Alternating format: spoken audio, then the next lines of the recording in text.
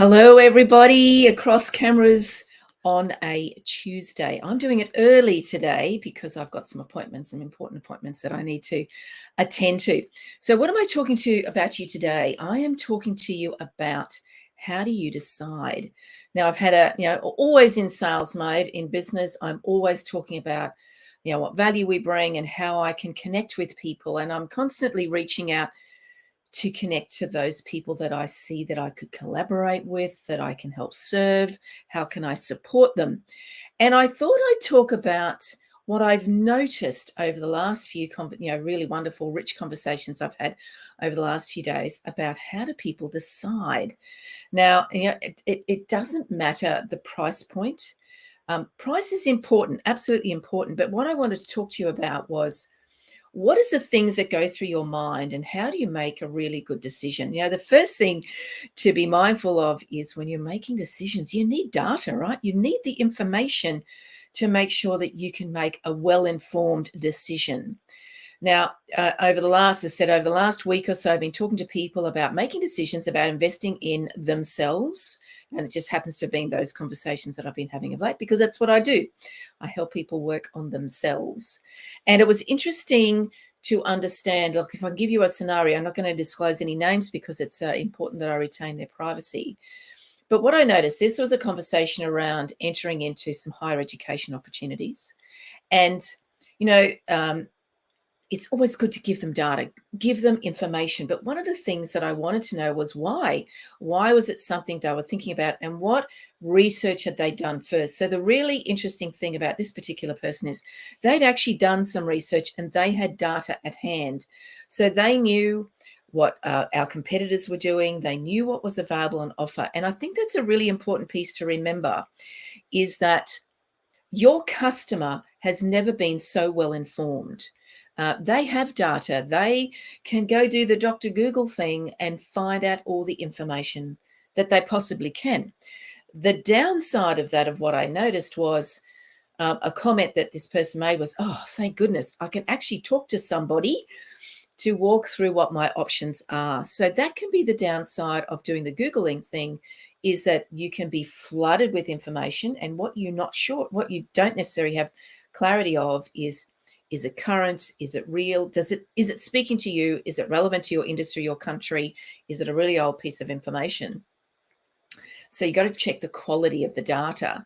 But the other layer to that is, and I found this in searching for, various some things that I want to buy, for example, is that it can be really hard to find a phone number on somebody's website to pick up the phone and be able to simply ask them the question.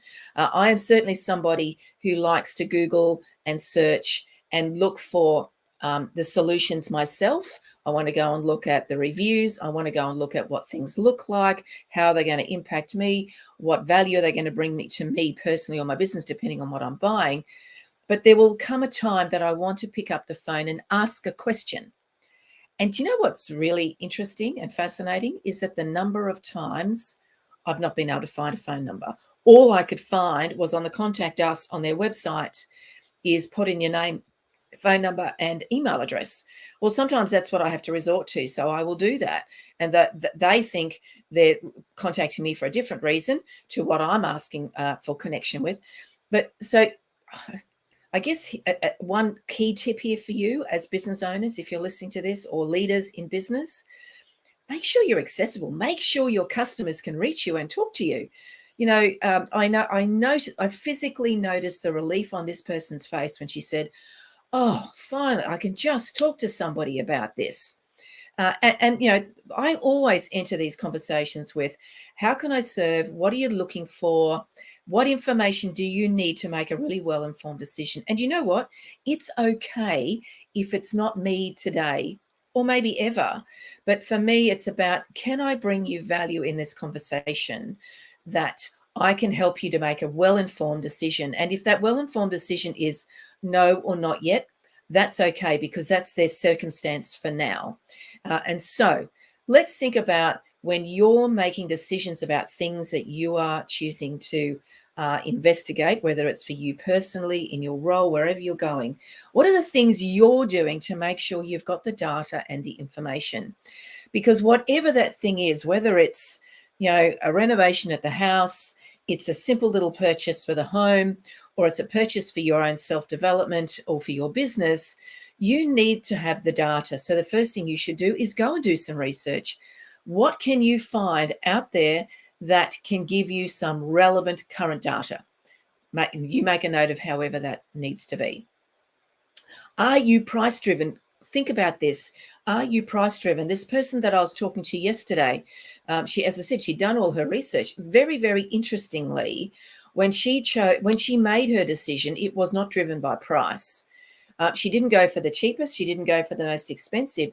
She went for what was going to resolve her pain point, was going to give her a return on investment of her time and her money. And she was looking for the experience. So be really, really mindful of that when you are delivering to helping your customers decide.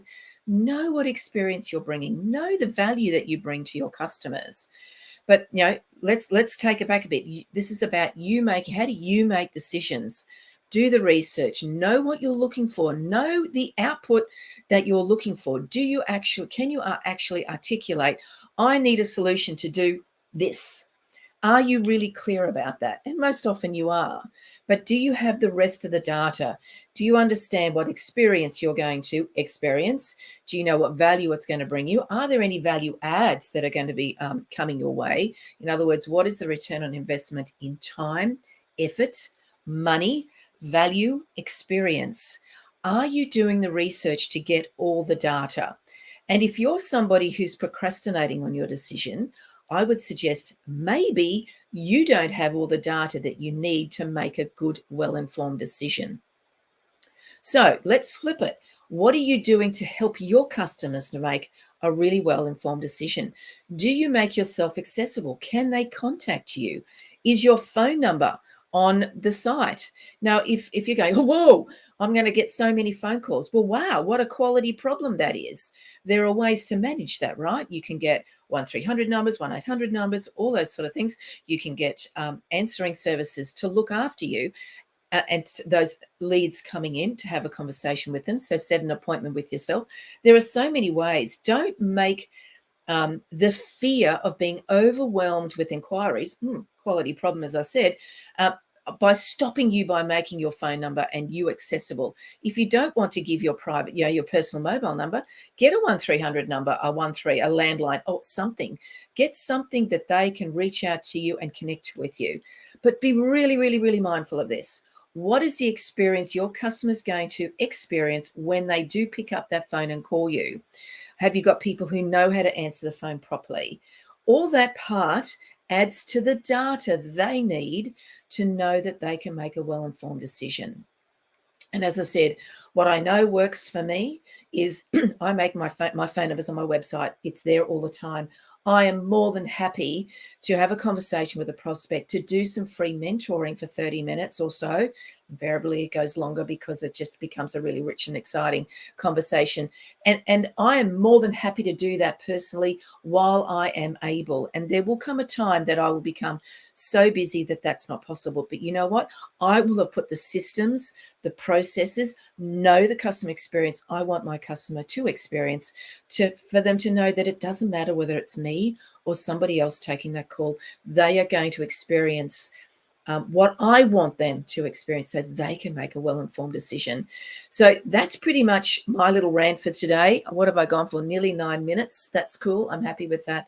So what are you doing to help you decide, not procrastinate, but then flip it? What are you doing to help your customers decide? Now, your customers could be suppliers, your team, your actual customers in the business that you have. What are you doing to help them decide? So think about, what do you need to decide when you are purchasing? So what are you doing to make sure that your customers can have that experience too? That's pretty much it. You have an awesome day. I will be back here next Tuesday. You have a fabulous day. Ta-da.